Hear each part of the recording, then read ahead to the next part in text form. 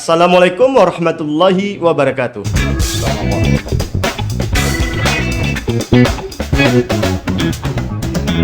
Ya, alhamdulillah teman-teman, jumpa lagi bersama saya Adik, tentu di YouTube Adik Kopa Channel. Podcast saya kali ini spesial, narasumbernya adalah Pak Usman. Jadi pada kali ini saya meminta kepada Pak Usman, ya mungkin ini adalah suatu spesial ya buat saya di studio AKC ini. Tanpa saya duga, tapi disinilah kami bersua. Ya, silakan kepada Pak Usman memperkenalkan diri. Baik, terima kasih. Assalamualaikum warahmatullahi wabarakatuh. Waalaikumsalam. Para pemirsa yang kami hormati, terima kasih sekali atas kesempatan yang saya sini tidak pernah duga-duga. Dalam perjalanan kegiatan yang lain, insya Allah diminta untuk mengisi acara ini. Perkenalkan, nama saya Usman Umar, SOS MSI. Kalau kedudukan sekarang di BPSDM Aceh sebagai Widya Iswara. Ya, kira-kira demikian. Pak, saya mau tanya sama Bapak yang mengenai teknologi pada zaman digital ini, Pak ya. Jadi kalau pendapat Bapak dengan berkembangnya digital ataupun ya media sosial sejenis Facebook, Instagram atau disingkat dengan IG, Twitter, YouTube. Jadi kalau pandangan Bapak sejenis media ini khusus kita di daerah lah Pak ya. Yeah. Itu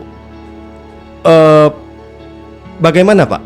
Kalau untuk media ini ya macam kita memanfaatkan YouTube inilah Pak. Kalau pendapat Bapak keterkaitan dengan kalau keterkaitan dengan budaya ya. Iya Pak. Saya berpandangan begini. Yang namanya digitalisasi itu sudah tidak bisa dihindari. Perkembangan zaman menuntut kita untuk mengikuti dan beradaptasi. Jelas. Nah, juga ada lagi bahwa dengan perkembangan teknologi itu akan mengikis sebuah budaya bangsa. Itu yang sering saya menganggap bahwa ada gini agak dalam pandangan saya itu salah atau tidak tepat. Kenapa? Ketika kita tanya pada orang yang berpandangan seperti itu, katanya bahwa dengan teknologi itu banyak budaya-budaya luar yang masuk dan mempengaruhi budaya lokal. Iya betul. Itu katanya, dan memang sebahagian besar juga realitanya seperti itu. Nah, kalau kita melihat bahwa teknologi ini sebuah budaya, budaya itu sifatnya kan dialektis. Iya. Manusia yang menghasilkan dan manusia juga sebagai pengguna. Iya. Kalau sudah kita yang menghasilkan juga kita, kenapa penata gunaan itu sudah sulit? Itu tidak mungkin. Nah, kecuali kita lebih pada pasrah bahasa lain. Kenapa?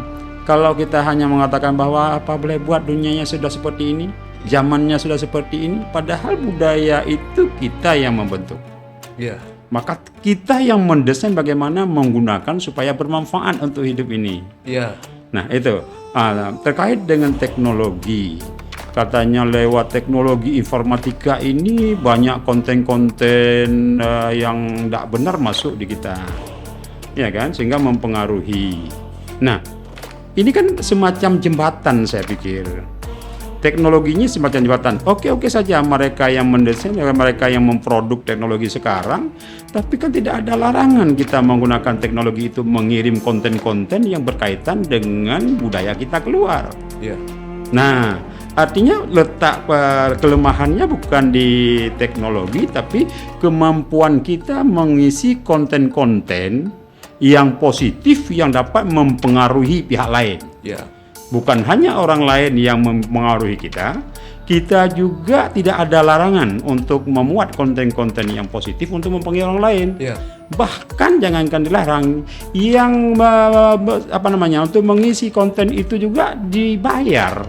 Misalnya YouTuber dibayar, Facebooker dibayar. Artinya kenapa para pemuda kita ini tidak memanfaatkan ini gitu loh. Iya. Nah, dengan arah positif. Jadi saya pikir ada apalagi terkait dengan perang narkoba ini, sebenarnya ini juga bisa dimanfaatkan bagaimana memuat konten-konten yang positif sehingga bisa menekan angka pengguna narkoba itu sendiri. Saya pikir gitu. Iya. Jadi Pak, sekali lagi saya mau tanya Pak. Bapak, berarti kalau menurut penilaian Bapak ya, yang lebih jauh, lebih tua daripada kami Pak ya. Ya kalau dulu kan di radio, televisi, sampai sekarang zaman digital, rata-rata orang memakai Android ataupun handphone Pak ya. Nah, Bapak percaya apa tidak kalau ke depan ini televisi, ya contoh radio udah tinggal penyebar televisi Pak ya. Ya pada zaman dulu masih TVRI, ya kan, udah tuh kita memakai digital, terus memakai parabola ya kan. Pada zaman ini rata-rata pengguna Android ataupun handphone Pak ya. Jadi kalau untuk kita promosikan ataupun untuk kita sampaikan misalnya sejarah-sejarah Aceh ataupun himbauan, berarti sangat mudah Pak ya kalau kita menggunakan YouTube, Instagram atau media sosial Pak ya pada zaman digital ini Pak ya. Jadi kalau menurut Bapak saran ke kami konten kreator ataupun pengguna media sosial itu bagaimana Pak? Itu ya.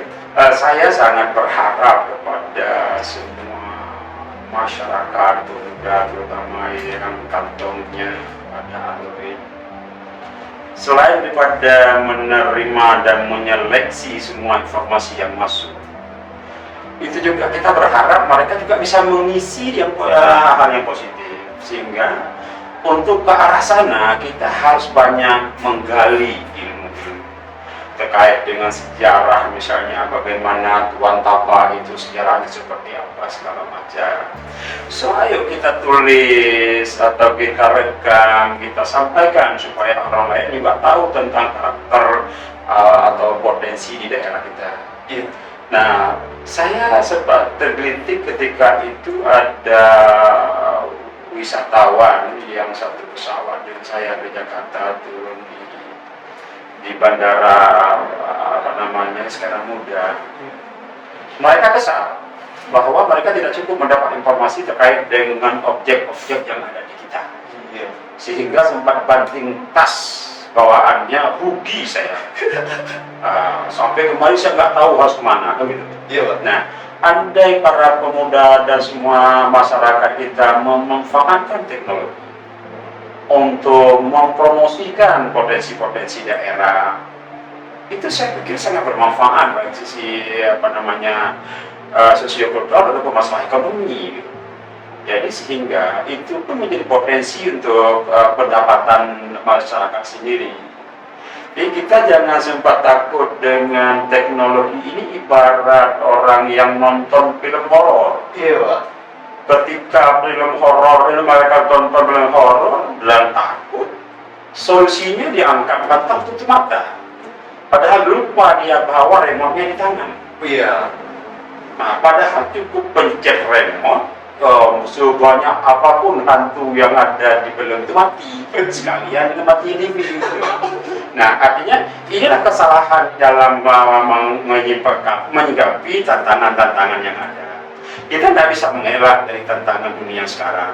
Karena yang namanya tantangan dunia ini adalah arus yang terus saja berubah, dan dalam pandangan agama kita adalah dunia ini baharu. Tidak mungkin tidak ada perubahan, dipastikan itu terus berjalan dan berubah. Nah, ketika berubah artinya dunia ini semacam arus. Oleh karenanya kita harus ingat kembali kepada pesan orang tua dulu. Ada 3 hal yang disampaikan. Nah, jangan terbawa arus. Yang kedua, nah, jangan mengikuti arus. Dan yang terakhir, nah, jangan menentang arus. Ada 3 pesan.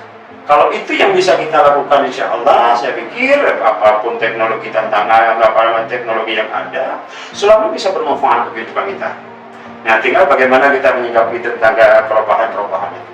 Sehingga sikap adaptif kita ini terhadap perkembangan ini harus benar-benar kita bekali para pemuda, bahwa mereka itu akan mengarungi semua arus yang ada, yang sedang berjalan untuk untuk sebuah perubahan. Dan perubahan itu dapat diseleksi oleh masyarakat, oleh pemuda itu sendiri, mana sih perubahan yang positif, mana yang negatif. Nah, kemampuan inilah yang harus kita bekali kepada para pemuda kita, pada generasi muda kita, bagaimana dia harus mampu punya potensi untuk menyeleksi semua informasi-informasi yang positif atau negatif. Saya kira seperti itu. Ya. Terima kasih banyak Pak. Mungkin ya satu kemuliaan atau penghormatan dari AKC Pak ya, untuk Bapak yang sudah bersedia memberi waktunya ke studio AKC yang difasilitaskan oleh Resto Cafe Salomon Kopi Aceh, tentu di kampung atau desa Teluk Ketapang, Kecamatan Tapatuan, Kabupaten Aceh Selatan. Ya teman-teman, ini dulu yang bisa kami sampaikan bersama Pak Usman lewat podcast ala AKC. Sekian, wassalamualaikum warahmatullahi wabarakatuh.